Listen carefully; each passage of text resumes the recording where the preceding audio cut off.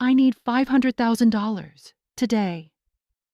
My son's fiancée said these words across my dining room table on what was supposed to be a peaceful Sunday lunch.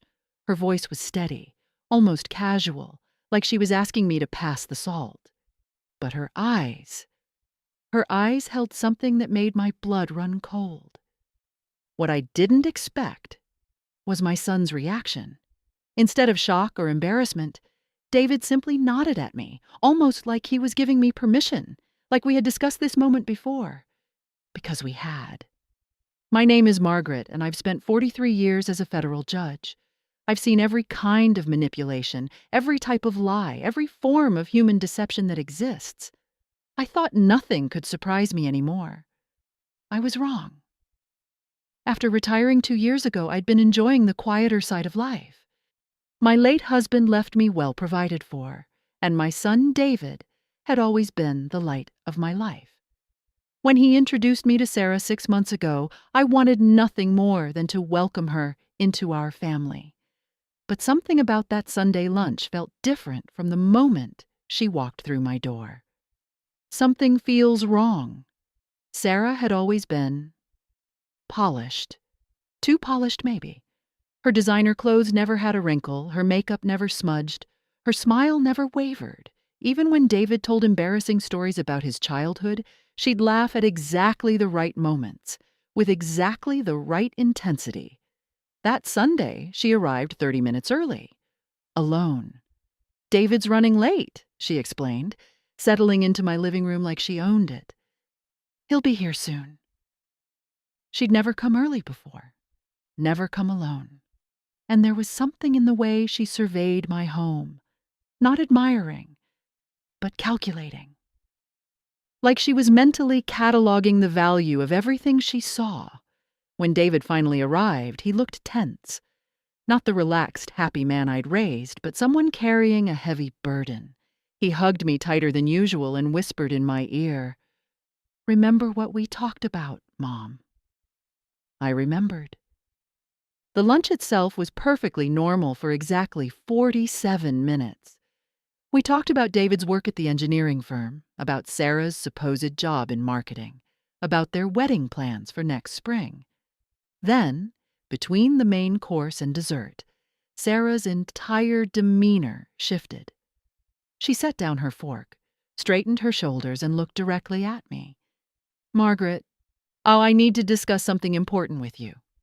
The temperature in the room seemed to drop 10 degrees.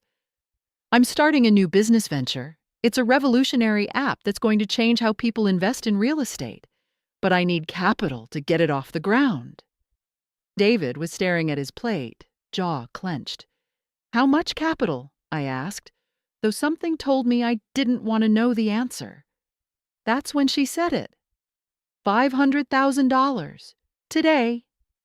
Not a loan. Not an investment with returns. A gift. Because family supports family. But here's what Sarah didn't know. 3 days earlier, David had called me, his voice shaking, with an emotion I'd never heard from him before.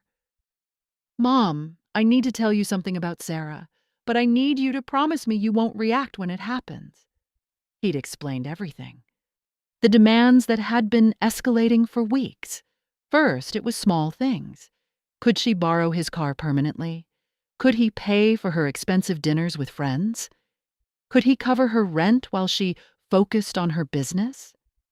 Then it became bigger. Much bigger. "She's been researching you, Mom. Our family's finances.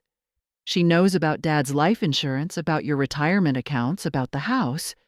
She's been planning this." The most chilling part? David had discovered she'd done this before, to her previous boyfriend's family and the one before that. "I love her, Mom, or I thought I did, but I can't let her hurt you." What David didn't know was that I'd already begun my own investigation the moment he called me. 43 years as a judge teaches you how to dig, how to verify, how to uncover the truth when someone is trying to hide it. Sarah's marketing job? The company didn't exist. The address she'd given was a vacant office building. Her previous relationships? I found them. 3 men in the past 4 years, all from wealthy families. All had ended abruptly after large sums of money went missing. Her revolutionary app?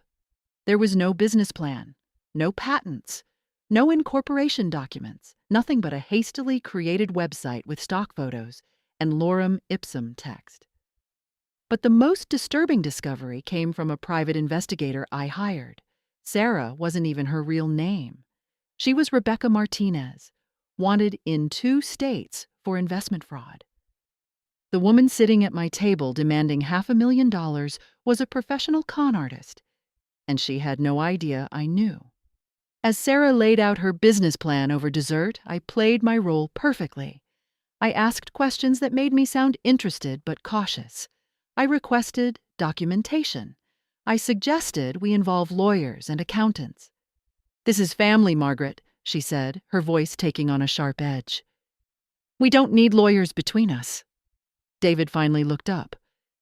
"Sarah, maybe we should—" "David, we discussed this." She cut him off. "Your mother can afford this. It's not like it would hurt her financially." That's when I knew she'd crossed the line from manipulation into outright extortion. I excused myself to get my checkbook, but instead I retrieved the file I'd prepared. Every document, every photograph, every piece of evidence I'd gathered over the past 3 days. When I returned to the dining room, I set the file on the table instead of my checkbook. "Before I write any checks," I said calmly, "I think we should discuss your real name, Rebecca." The transformation was instantaneous and terrifying. The polished, charming woman vanished, replaced by something cold and calculating. "I don't know what you're talking about," she said, but her hand was already reaching for her purse. I opened the file. Rebecca Martinez, also known as Sarah Collins, also known as Jennifer Walsh. 3 different identities, 5 different victims in the past 4 years. David was staring at her in shock, even though he'd known this moment was coming. "The Peterson family in Colorado lost $200,000 to your nonprofit organization.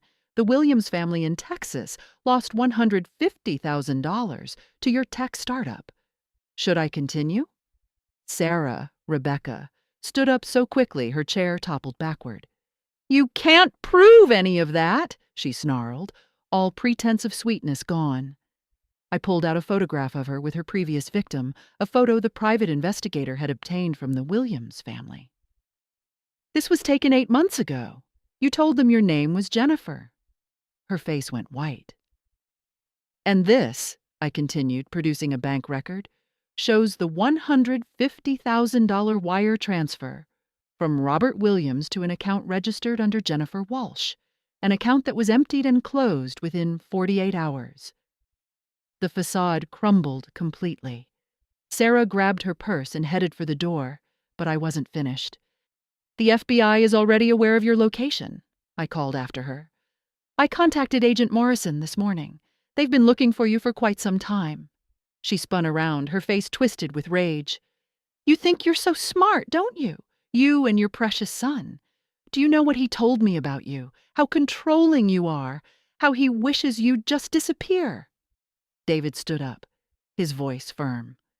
"That's enough, Sarah. Or Rebecca, or whatever your name really is." "He was going to propose to me," she screamed. "We were going to be married." "With my mother's money," David said quietly. "That was always the plan, wasn't it?" The fight went out of her as quickly as it had appeared. She looked between us, perhaps finally understanding that her game was over. "You don't know what it's like," she said, her voice now desperate. "You've never had to fight for anything, never had to struggle. So you decided to steal from people who trusted you?" I asked. She didn't answer. She just grabbed her coat and walked out my door. Forever. Agent Morrison called me 2 hours later. Sarah, Rebecca, had been arrested at the airport trying to board a flight to Mexico. In her luggage, they found detailed files on 17 different wealthy families across the country. We had been her next targets, but apparently, we were also going to be her biggest score. David and I spent the rest of that evening talking. really talking, for the first time in months. "How long did you know?" I asked him. "I started suspecting something 3 weeks ago. Small things at first. She knew too much about our family finances. She asked too many specific questions about you. And then I caught her going through your financial documents when she thought I was in the shower." "Why didn't you just end it then?" He was quiet for a long moment. "Because I thought I loved her. And because I needed to protect you. I couldn't just break up with her and let her move on to the next family." 3 months later, Rebecca Martinez was sentenced to 8 years in federal prison. The judge, one of my former colleagues, noted that this was her 4th conviction for financial fraud. David has been going to therapy, working through the manipulation and emotional abuse he endured. It's a slow process, but he's getting stronger every day. As for me, I learned something I thought I already knew. Predators don't just target the naive or the desperate. They target people with something to lose: love, trust, family connections. These become weapons in the wrong hands. But I also learned something else. Sometimes the people we love protect us in ways we never see. David could have let Sarah take advantage of me. Instead, he chose to protect his mother, even when it meant sacrificing his own happiness. That Sunday lunch cost me nothing except the price of groceries. But it could have cost me everything. The next time someone demands money, because family supports family, remember this: real family protects family. They don't exploit them. And if something feels wrong, trust that feeling. In my experience as a judge and as a mother, instincts are usually right, even when we wish they weren't.